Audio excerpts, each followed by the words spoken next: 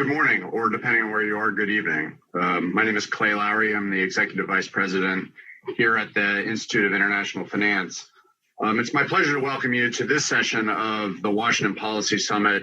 We're honored that we've been able to get so many guests to join us today, such experts.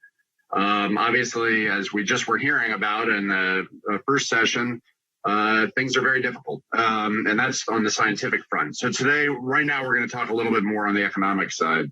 But before I do that, let me just go through a couple of logistic issues which I think are important. Everything, if you can't join us on all of the sessions today live, they're going to be all put up on the IIF website. You should know, of course, that everything is on the record. So if you decide to ask a question, that's great, but just know that it is on the record. As Tim probably noted earlier, we do have a good app that we can use on phones and iPads and computers. And so the meeting app should be is not only helpful for watching things, but also if you want to ask a question, please send them in. I have the ability to get those questions and be able to ask our experts. So with no further ado, let me kind of kick this off. We're going to talk today a little bit more about kind of how the U.S. Policy response has been towards this crisis from an economic and financial standpoint. So we have three excellent experts. Let me introduce them very quickly. Their full bios are in the app that I just was mentioning. First is Karen Dinan. She is the professor in the practice of economics at Harvard. She was also a former assistant secretary of the U.S. Treasury Department, as well as basically the secretary's chief economist during the President Obama's term of office. She also spent 17 years at the Federal Reserve, so she knows both how the finance ministry as well as the central bank think through these issues. Secondly, we have Nellie Lang. She is a senior fellow at the Brookings Institution. Nellie is a longtime Federal Reserve official, or was. She's left the Federal Reserve. She was also the first director of financial stability for the Federal Reserve. This came in after the crisis of 2008, 2009, which Nellie was very involved in and trying to design a lot of the programs, some of which we've seen today. And then lastly, we have Greg Ip. Greg is anybody who reads about economic issues know who Greg is. He's a longtime journalist, former U.S. economic editor for The Economist magazine, but also for the long time he's been the chief economic and weekly columnist for the Wall Street Journal. So with that, let me get things kicked off by talking to Karen. We've all seen that the U.S. economy and the global economy are in deep trouble. So I think, Karen, it would be good for you to give us just a picture of kind of how deep of the trouble is. And then we will go from there to start talking about the different policy responses and kind of the effectiveness and so forth. So, Karen, let me turn it over to you. Thanks, Clay. It's really nice to be here. I can see you're starting me with the easy question. I'll start by saying that economists don't have any comparable experiences in modern times on which to base their forecasts. So the confidence intervals right now are huge. And that's partly because it depends on how quickly countries can build their capacity for testing, tracking, and other means of containing the virus. That said, I think it's very clear that we're going to see some ugly numbers in the near term. In the United States, for example, economic activity has plunged, and we're likely to see the unemployment rate shoot up to the highest level we've seen since the Great Depression. So probably something like 20 to 30% by early summer. Similarly, for the global economy, we're seeing a very large decline in economic activity. And for the year, I think we're going to see a growth rate number that is much worse than what we saw after the financial crisis. Now, the harder question, of course, is what the recovery looks like. My sense is that if countries can put in place public health measures that allow us to safely open up their economies, we could see significant recovery over the summer and over, we could dig partway out of the hole that we're in over the summer, and then see significant recovery over the remainder of this year and through next year. What's really going to be key is avoiding damage to countries' economic structures. Given the momentum that a lot of the high-income countries had going into this crisis, and the actions they put in place to provide significant fiscal support, I think it should be possible to see this kind of path. I think it's a different situation in middle and lower income countries where they don't have the kind of healthcare systems that we have, and moreover, they may have limited capacity to borrow.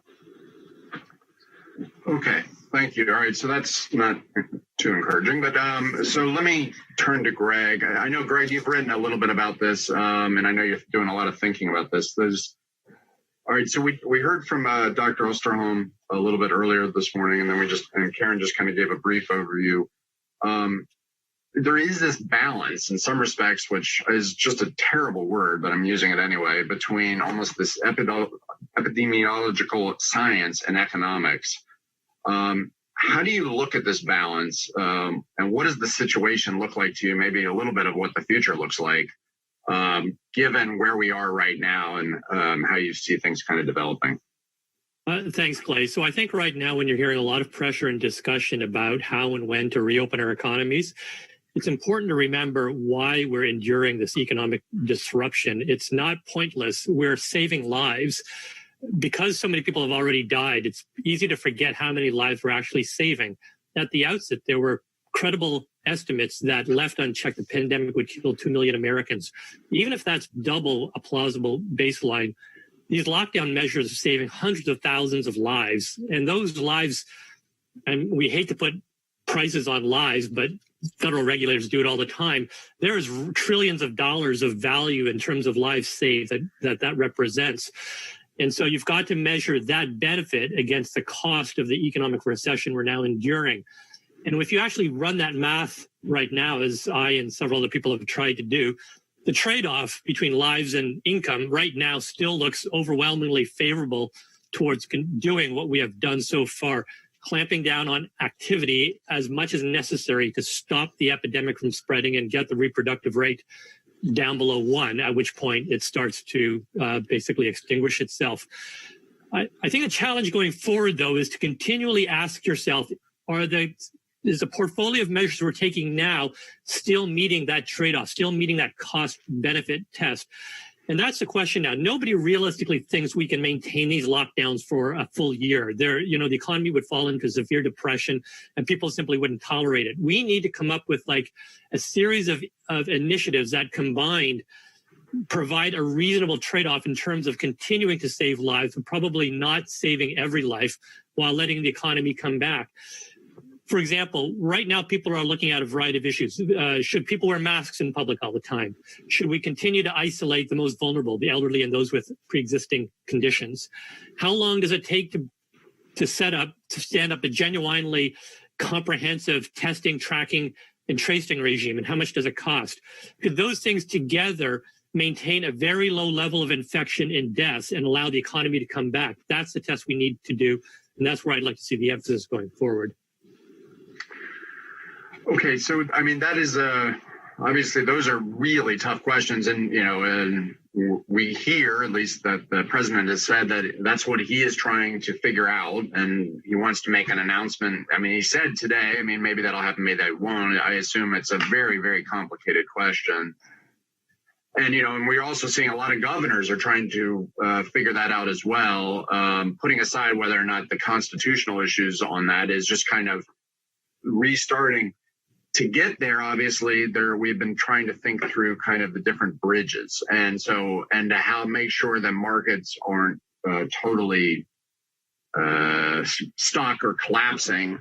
And I think we've seen a lot of reaction from different authorities. I would say we saw first and foremost from the Federal Reserve, maybe so. Let me turn there just kind of because there's the bridging towards in the short term. And then kind of there's the medium-term issue, which Greg has very rightly pointed out. So I'm going to turn to Nellie right now to kind of maybe she could walk us through a little bit some of the actions that the Fed has taken to try to do some of this, what I'm calling bridging, which I'm sure is the wrong way of saying it. But what do you think their goals are? And then also, how are they different than what was done in 2008, 2009, which is obviously a very different type of crisis, despite a lot of people out there trying to compare these crises. I actually, from day one, have thought that we should be contrasting them. But Nellie, maybe instead of me talking, maybe I'll turn this over to you and how you're thinking through this. Okay. Thank you, Clay, for and enjoy being here. So as you pointed out, on the monetary policy side, the Fed cannot solve this problem. As you say, they are a bridge. You clearly need public health response. And in this case, you also need massive fiscal responses. But the Fed was able to start taking actions early in March, and they're critical. Financial markets cannot operate in such an environment of such big uncertainty. They need to be able to price risk and return. And what the Fed's actions can do is, in some sense, provide a floor or a backstop so that private investors can do some assessment of risk and return. So their goal is to prevent the breakage on the downside and bridge to a recovery or fiscal resources or other kind of solution for sharing costs. So as you know, this is different than 2008, as you point out. One is they were able to move very early. This is such a large external shock. It was very clear it'd be very costly. So they were able to move very early. They had a playbook, and they actually rolled out some of the same facilities, even with the exact same terms initially, which they've subsequently changed a few. So they had a really good starting point. And then third, because this is such an external shock, and there is much less of a moral hazard issue with the responses, because you're not trying to save the firms that some people thought got you into this problem in the first place. So I think those things made it much easier for the Fed to move very aggressively. And very quickly, they go through central banks, our lenders of last resort. They always first go in and cut monetary policy, and they've cut rates down to zero, the effective lower bound, and already are issuing forward guidance. They did a lot of asset purchases very early on. And I would just contrast this. It's not quantitative easing. The intent was to address market dysfunction in the treasury markets and the repo markets. It may morph into quantitative easing, but currently it's really not. And then they've taken a number of emergency liquidity actions. And the goal of that is to break the panic. These are unusual. They're able to take these actions under unusual and exigent circumstances. Credit is not available to otherwise. Firms have to be solvent. The facilities have to be broad-based, and they have to be approved by the Treasury. And also in this case, many times, almost all the time, with capital provided by the Treasury. So I would mention those things up front. One last distinction. In the 2008 crisis, the facilities were geared to particular markets, repo, and the dealers and the financial institutions. The Fed has really taken a couple of big steps into the offering corporate credit, and even last week announcing a facility for short-term municipal credit, where it's just tax anticipation notes. It's, again, just a bridge to anticipated tax receipts. So they've been very active. I think they've been able to offer a smooth path, but there's much more to be done as the economy starts to restart. So I'll stop there. Thank you, Nellie. And in some respects, I mean, and Nellie didn't say this, I'm saying it, is that the Fed, in some respects, has moved into an area that gets closer to what we usually think of as fiscal policy than monetary policy. So again, Nellie didn't say that, I'm saying it. And so Karen, let me turn to you, because you were part of the team at the during the Obama administration that had to think a lot about fiscal policies, measures to, how do you utilize them during crises and post-crises. And so, so far we've seen three big fiscal packages come out of Congress, of which one is unprecedentedly big. How do you see those tools? And what's different than you saw from back in 2008, 2009, 2010, when we were kind of going through this in a very different time? Thanks, Clay. To start with the big similarity, the price tag is, as you mentioned, obviously enormous this time, even larger than last time.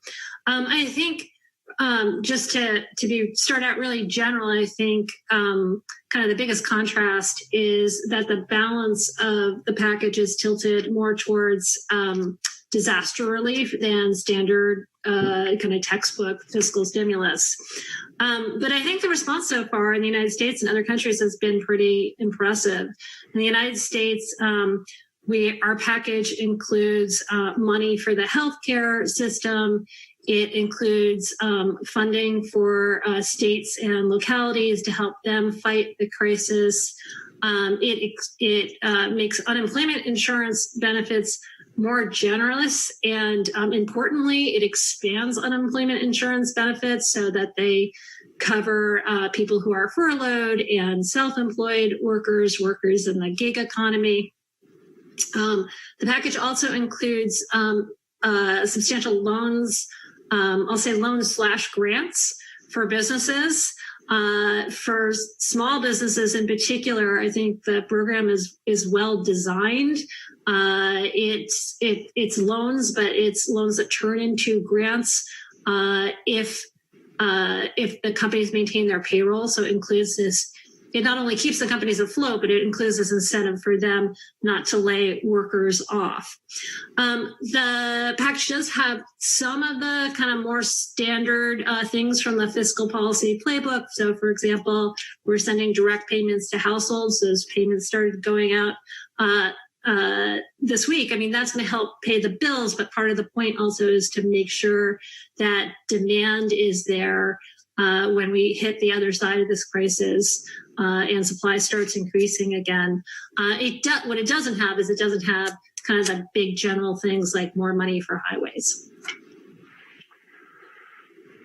Yes. So, okay. So I know. All right. So actually, I like where we are. So in some respects, it's been a pretty impressive response from our policy officials in the United States, and by the way, in other countries. I mean, we're focused right now in the United States.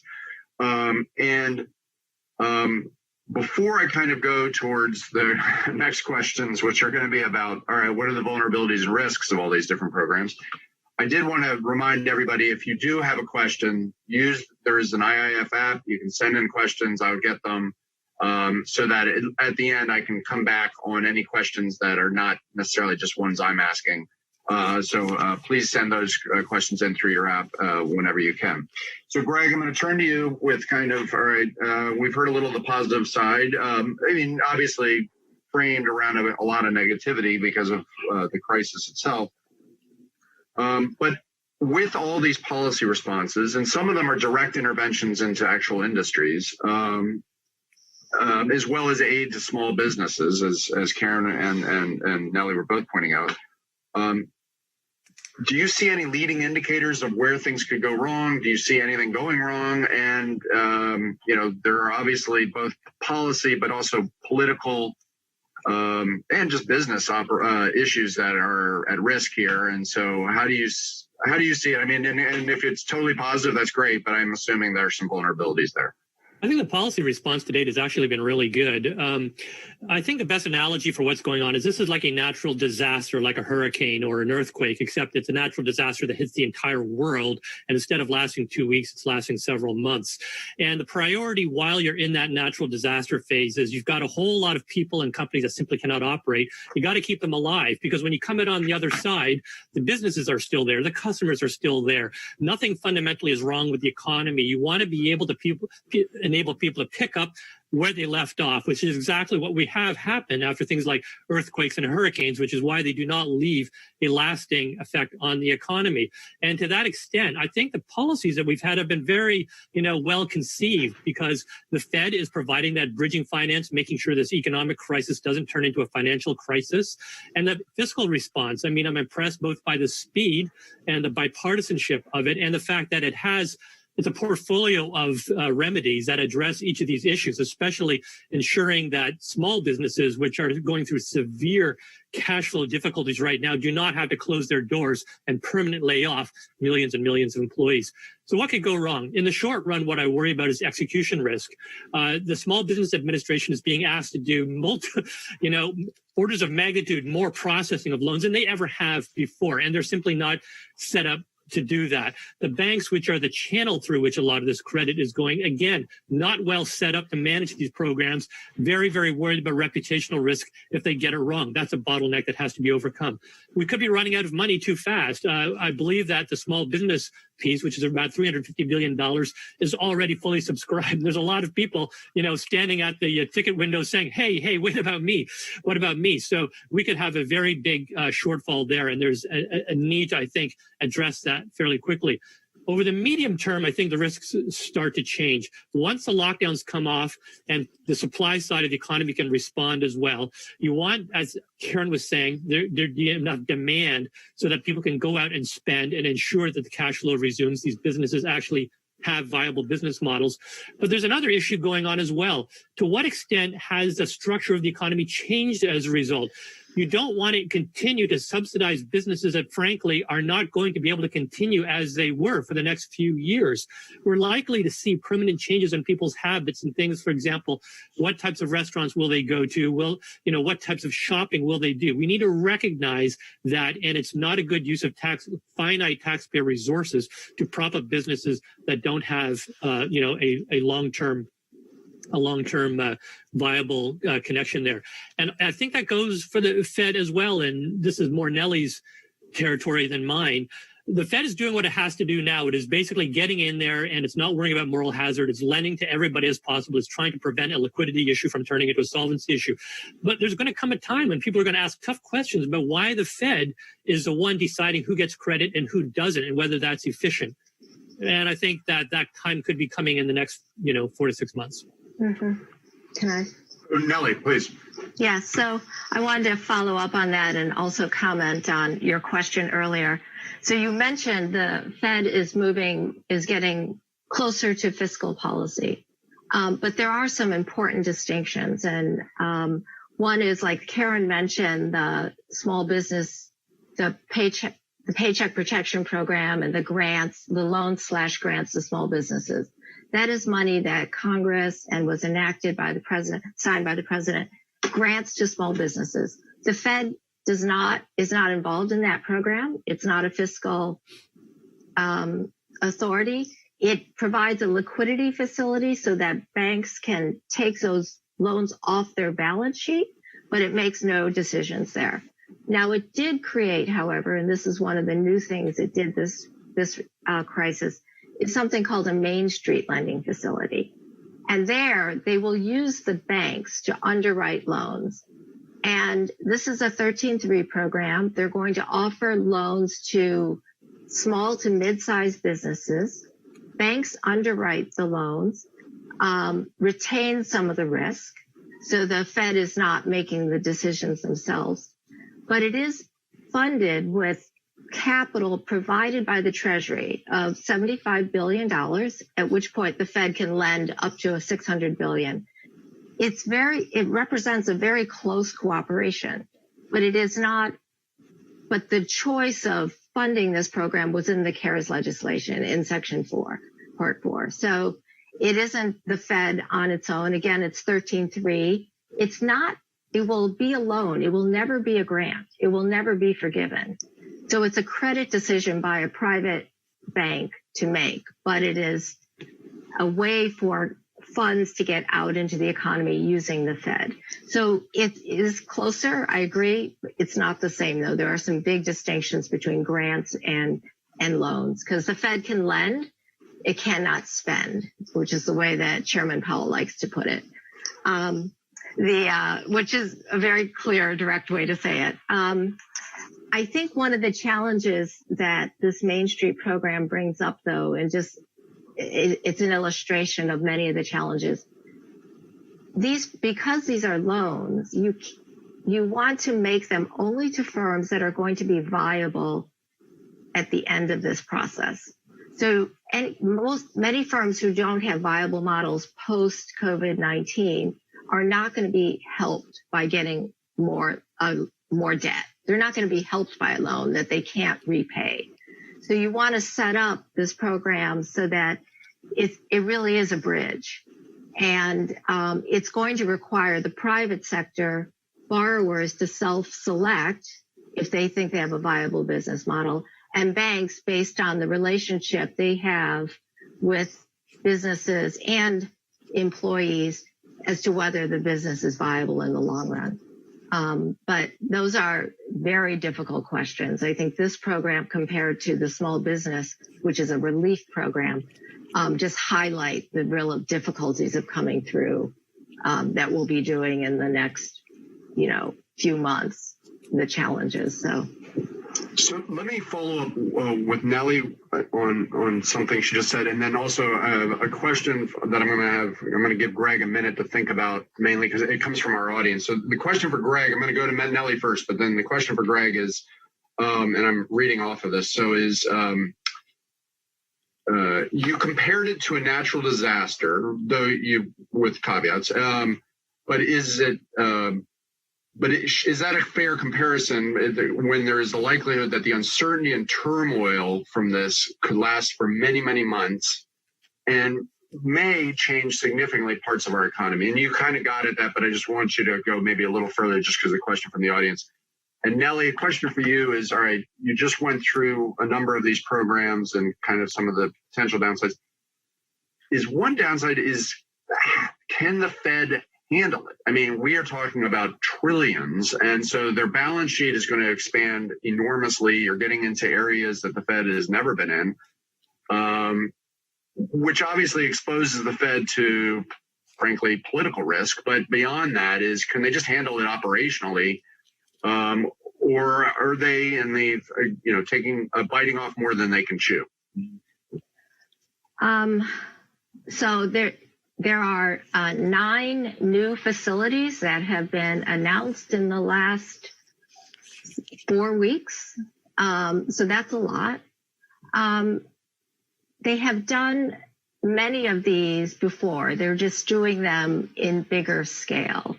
So the repo disruptions, the Fed announced they would purchase treasuries and agencies, and they ramped up their balance sheet. In fact, 1 week they said, we're going to do 400 of treasuries and 200 of agencies, something like that. That's a big move.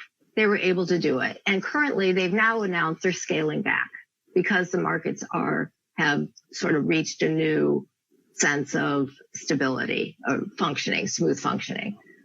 In the past, they've used outside firms to help run some of the programs.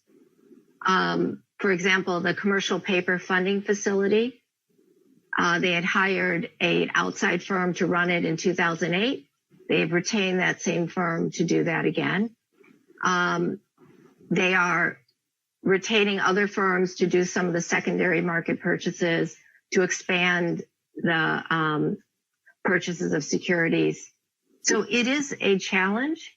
They will use outside auditors for the balance sheet. They did that in 2008. They will do that again. There's no question that the staff and the whole system is stretched. Some of the facilities are put at some reserve banks, and some of the facilities are put at other reserve banks. But there's clearly, everyone is working all out. I'm quite sure of that. They do include oversight, and I think they will definitely do that. And they didn't find any, anything unusual last time. I am sort of reminded of in this book that Clay, you contributed to, in this book called First Responders that we just put out, and we didn't think we would need it quite so soon, but we did. One of the best charts of the whole book that Tim Massad, who was then running the Office of Financial Stability at Treasury, did, was that the number of oversight people compared to the number of people in his office doing the work, it was 2 to 1. And so there was this concern of clear oversight that was important. But I guess operationally, it's very difficult. But I would just say, so far, these facilities have been very constructive. And we've already seen the repo markets and the treasury markets start to operate smoothly again. The corporate bond facilities for investment grade, and they announced they would move into firms that were just downgraded. They haven't actually executed anything yet. And those markets, the spreads have come in, and even more importantly, issuance has started rising again. So if you're just trying to smooth through and ensure the flow of credit to firms that need credit and investors can assess the risks of them, that so far is working. So it is, but just to your point, it's very hard. Thank you very much. All right, Greg, I'm going to turn back to you. As I said, it was a question from the audience. I thought that was a very good question. And it came from the flow of your last comment. Sure, yeah. So I absolutely agree with the questioner. I mean, the degree of uncertainty that we're confronted with now is really off the charts. I mean, not in any recession or natural disaster did you have so many interlocking and compounding areas of uncertainty. There's uncertainty about the disease. There's uncertainty about the policy response to the disease.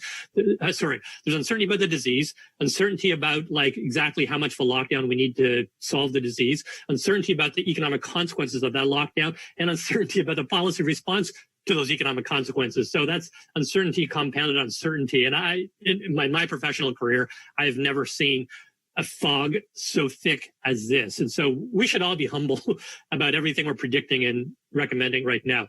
That said, I don't think that this is qualitatively so different from what we go through in any natural disaster or in any recession. What I think is different, though, if you look at the global financial crisis, one of the reasons why it was so damaging and so prolonged in terms of its harm is that there were real questions about whether the structure of the financial system and the economy that we had prior to the crisis was sustainable. We discovered that there were degrees of leverage, degrees of, dependence on short-term funding. There were financial firms out there that had unsustainable business models. The housing sector had got too large. All those structural imbalances needed to be solved. And that was one reason why it was very difficult for people to get comfort with where the economy should be and to commit to new investment and so on.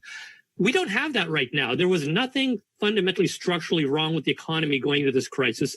It's not like people had gotten complacent about like pandemics and therefore we need to have a new economy that is pandemic proof. These threats will always be with us. The uncertainty right now is primarily about how long it takes us to get through this.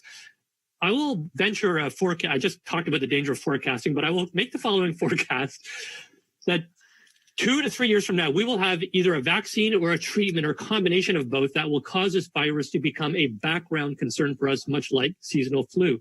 But getting to that point is a huge problem. And it's the uncertainty about how long that period takes us that's hurting us right now. Nobody is saying that in that world 3 years from now, we won't have restaurants or we won't have banks or we won't have construction companies. We'll have all those things, right? But how do we get the companies that were providing those services in January to survive to that point from now? That's what the policy response needs to emphasize. That is why the uncertainty we're dealing with now, I think, is qualitatively different from what we dealt with 12 years ago. Thanks, Greg. And that actually is a good segue to Karen. So, which is the issue of effectiveness of these programs, and also a little bit getting into what comes next. And I don't want to. I have another question that's coming from the audience, so I'm going to probably do a two-parter to Karen. I'll start with the first part, which is.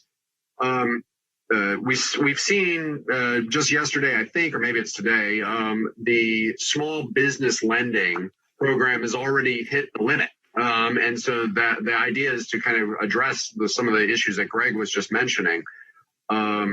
which suggests at least, I know it got off to a rough start, but at least this program actually is turned out to be probably, I'm sure, more bureaucratic than anybody would like, but the money is actually being approved, and I assume at some point it's going to flow.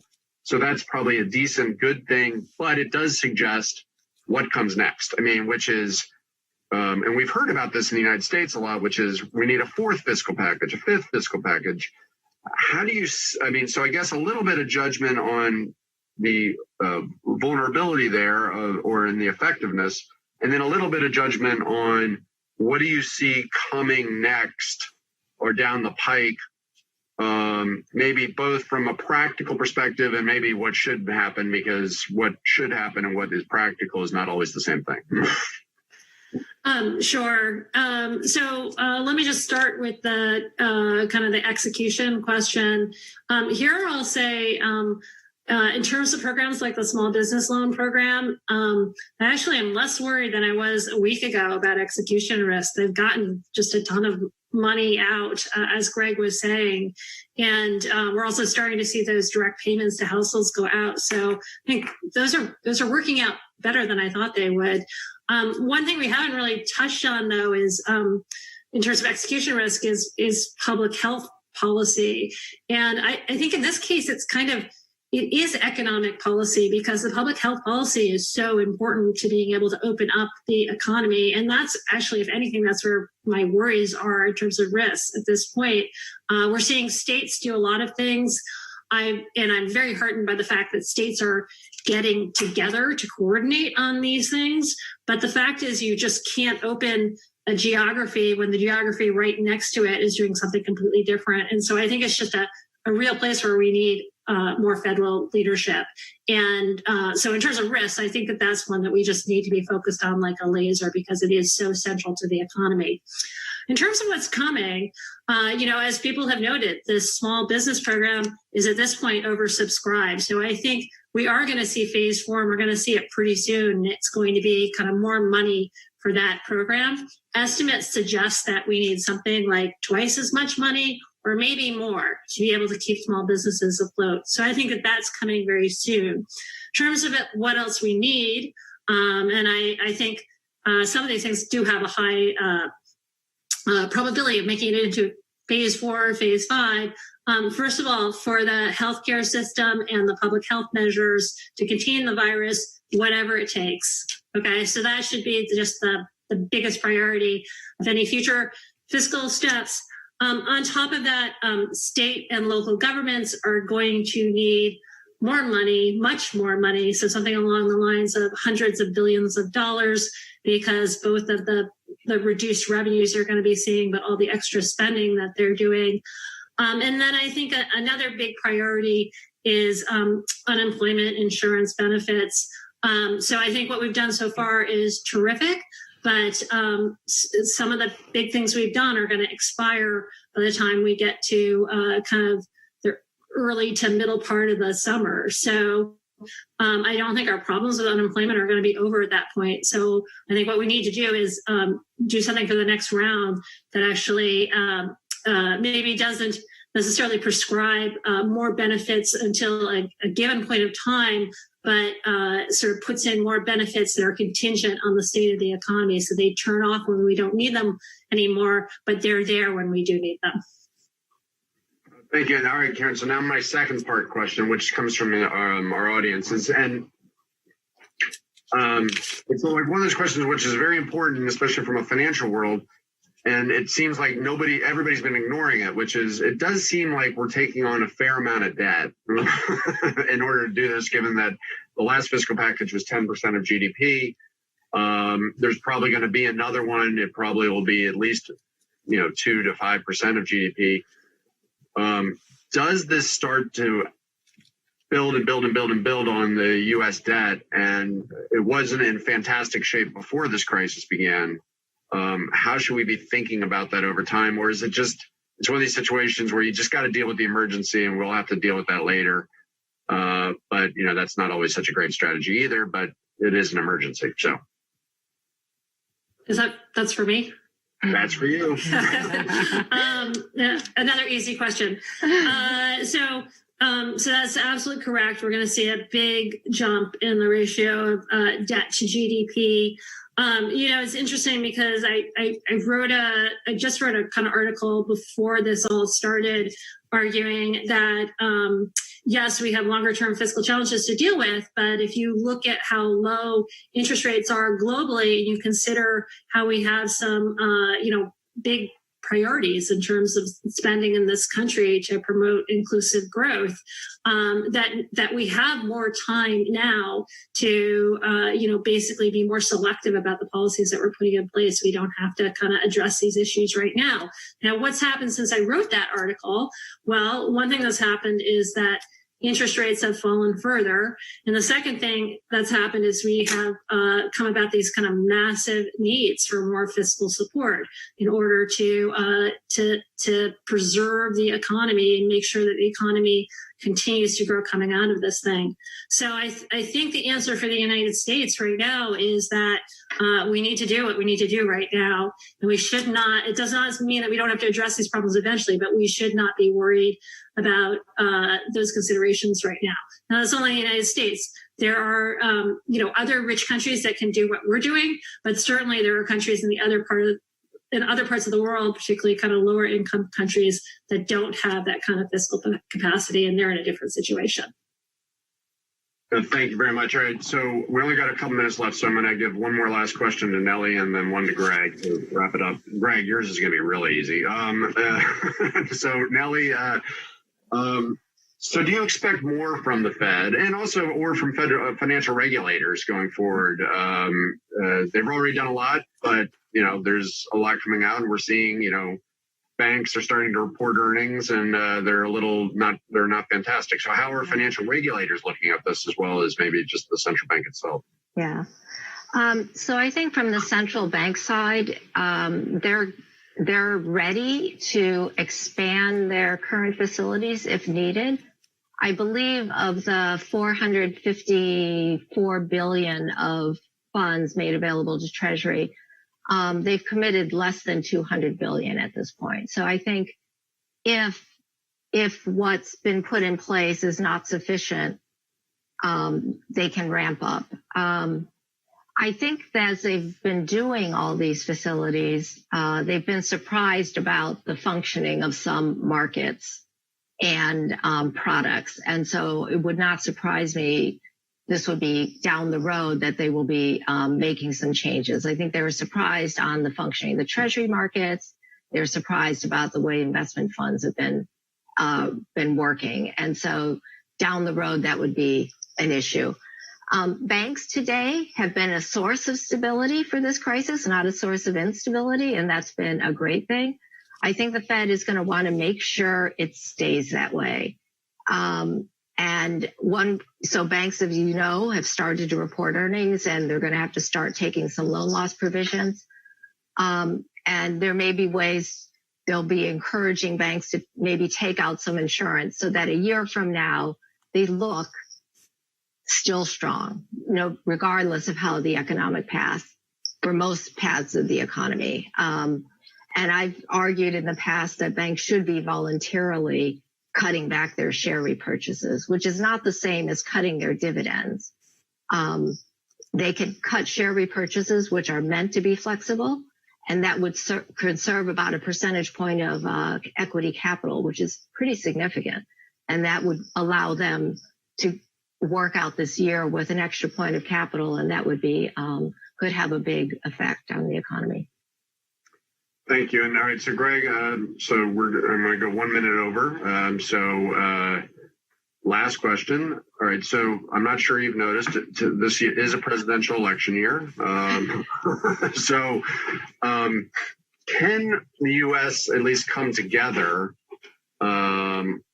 during this time, or does or do we get divided further apart? Given all that's going on with this crisis, how do you see that playing out over the next 6 months? Because that's when we're going to have an election. Well, I'd say that it is kind of distressing that how people perceive both the risk of this virus and the policy response to it seems to follow very partisan lines. You've seen that both in polling in terms of people which political party they support. You see it in terms of which governors of which parties have moved more quickly. So that's a little bit worrisome. But and I do think that there's no question that the president's policy response to this crisis will become perhaps the one of, if not the defining issue in the election this fall. That said, I want to end on a couple of two positive notes. First of all, is that what we have seen with respect to the policy response to this crisis have been differences of minor degrees of differences, is that every state now has an emergency order in place. When we look back, we will I think we'll conclude that the differences were pretty minor and that in the end, most policymakers, and that includes President Trump, decided to prioritize getting the pandemic under control and that we will not see broad differences. And so the other thing I think is positive is that you have not seen, I think, the ground level sort of dog-eat-dog reaction among ordinary Americans that some people feared would happen in a situation like this. You've had multiple stories of random acts of kindness, of neighbors looking after each other, of people being considerate towards each other, of people like little businesses saying, okay, I can't make shoes now, I'm going to make masks. Like universities saying, we got these labs to do research, let's turn them over to coronavirus testing. You've got Ford making face shields. We had a story in our paper about how in Italy, a country notorious for bad governance, has experienced this flowering of civic solidarity since the crisis began. I want to just end by saying, Clay, that a lot of the worst things we might have worried about knowing that a devastating pandemic was coming have not happened. And I think that's fundamentally an encouraging story.